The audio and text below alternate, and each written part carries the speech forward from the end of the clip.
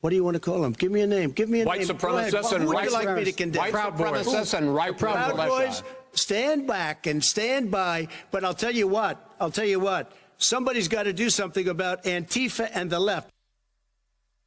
In the immediate aftermath of January 6th, it was obvious that the MAGA-loving far-right gang known as the Proud Boys did anything but stand by during Donald Trump's attempted coup. In fact, they were a big part of it. Members were. Yesterday, for the first time, one of those Proud Boys admitted he was there to stop the transfer of power as part of a cooperation agreement with the government. Matthew Green of Syracuse, New York, says he now disavows his membership in the group, where he was described as a low-level member. Yesterday, in a statement of offense upon entering a guilty plea, Green described different ways Proud Boys coordinated their actions on the day of the insurrection, including top-down orders to not wear the group's identifying black and yellow garb, and the walkie-talkie system they used to coordinate their movements. According to the statement, Green's intent in conspiring with others to unlawfully enter the restricted area of the Capitol grounds was to send a message to legislators and Vice President Pence. Green knew the lawmakers and the vice president were inside the Capitol building conducting the certification of the Electoral College vote at the time the riot occurred. Ryan Riley has been an invaluable reporter on every angle of the massive federal investigation into January 6th for HuffPost. And Kerry Howley has an incredible new piece in New York Magazine profiling 3 different MAGA foot soldiers and their different paths to radicalization, which I really, really suggest you read. It's great to have you both.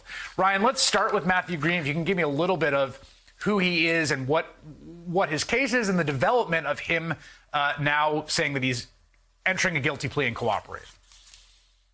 Yeah, Marcy Wheeler, I think, accurately described him as a schlub. He is this sort of low-level defendant. He's from Syracuse, New York, and it sort of is, if you compare this to a drug deal, this is sort of, a guy who's very low on the chain of command here. He only joined the Proud Boys a little bit before the actual attack on the Capitol. He wasn't a member for that long. But what is significant about this is he's laying out what the purpose of the conspiracy was. He's saying exactly what their intent was, which was to stop the certification of the election, to go into the Capitol and to influence and have an impact on what was happening that day. So that is a very important part, an important component of this overall investigation and this overall specific conspiracy, because you need to have that intent sort of laid out. I don't know if he's going to be the highest person who's going to flip under this, because there are people higher up in the chain of command, so to speak, in the Proud Boys who probably have more valuable information, and probably their best out is still flipping. But I think that it's significant and definitely really firms up this conspiracy as prosecutors move forward. Yeah, and just to put that together with Benny Thompson saying today that they're investigating the Donald Trump's quote unquote inaction or his delay for those 3 hours while this is all happening. I mean, the point, the thing that Donald Trump wanted that day was for the vote not to be counted and entered into the record, and thereby transferring power. That's the same thing the mob wanted. And so when the mob is there succeeding in causing everyone to not do that thing, I mean, it was actually delayed till that night. The question of, well, why didn't Trump do something is like, well, it was a feature, not a bug. Everyone's texting saying, oh no, like you have to do something. It's like, no, it's working. Look at it's working. They have delayed. And so for him to say, yes, the point was we knew they were in there and we wanted to stop it is sort of key in that regards. Kerry, your piece focuses on 3 different people who sort of, were not masterminds, I think it's fair to say, including Gina Bisagno.